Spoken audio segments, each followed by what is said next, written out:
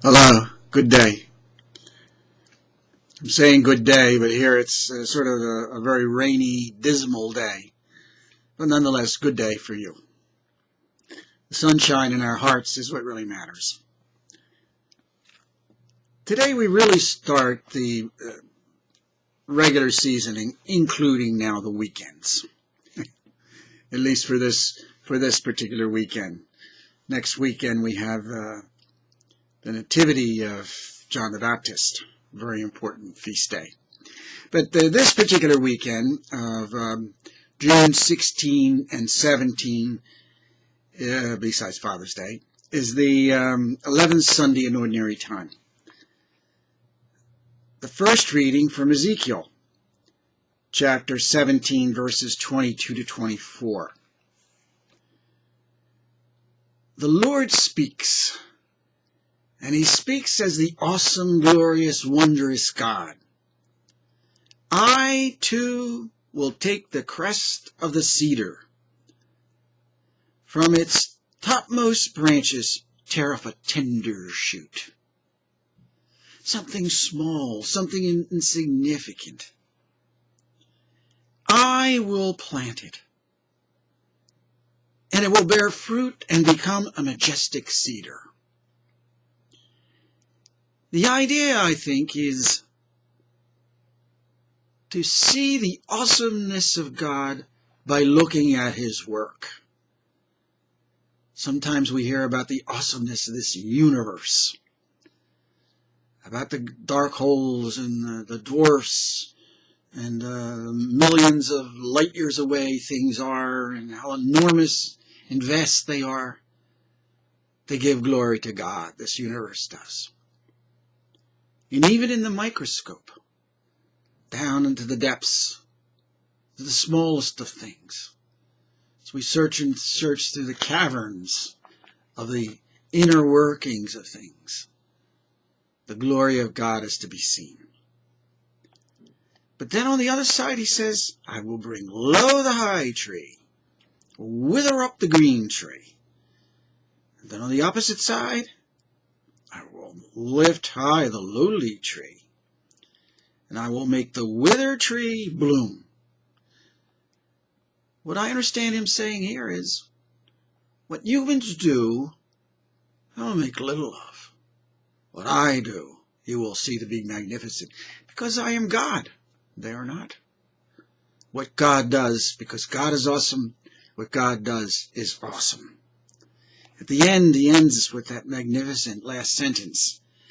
As I, the Lord, have spoken, so will I do it. The emphasis here in this reading is on the word I. God speaking the word. His magnificence is being made manifest. Going over to the gospel. People plant things and they grow. And the planter, he knows not how the plant goes. He just plants it and it grows. And the result is wonderful, what God does. And then, once again, give this contrast.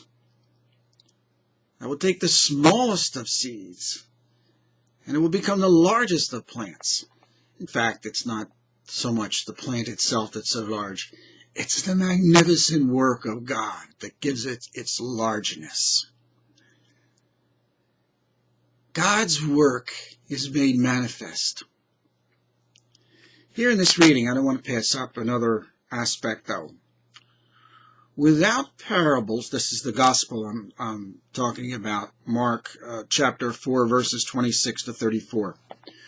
Without parables, at the very end here, without parables, he did not speak to them, but to his own disciples he explained everything.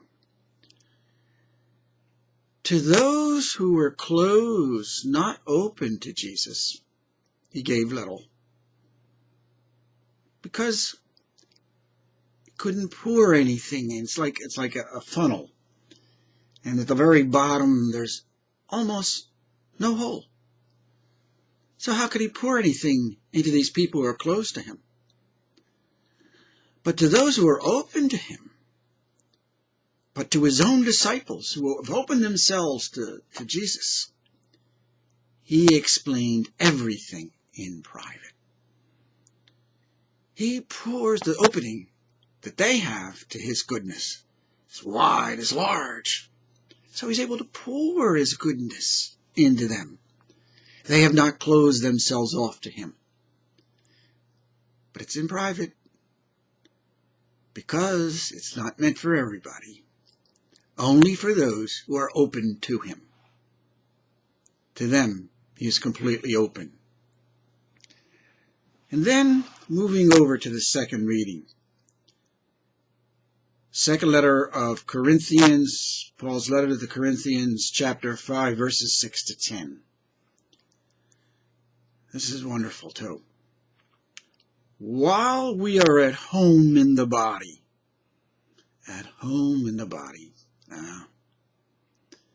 in this world, what a wonderful expression. While we're, in other words, we're in this world. We are away from the Lord. There's a separation. But the separation is, in a way, a wonderful thing in that it requires of us to daily work at overcoming the separation. For we walk by faith, not by sight. We have to work at being united to the Lord. Because we can't see him. We have to daily ask the Lord, help me to be with you. Because I have to overcome this barrier. I can't see you.